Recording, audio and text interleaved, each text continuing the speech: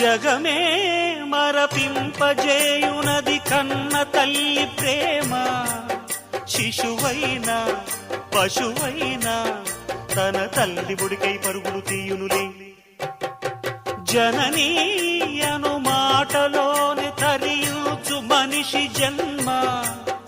ఇలనైనా గలనైనా ఆ అమ్మ రుణమే ఎన్నడు తీరదులే. ప్రాణం నా ధ్యానం మా అమ్మ కోసమని, ఉన్న బ్రతికున్న మా అమ్మే లోకమని.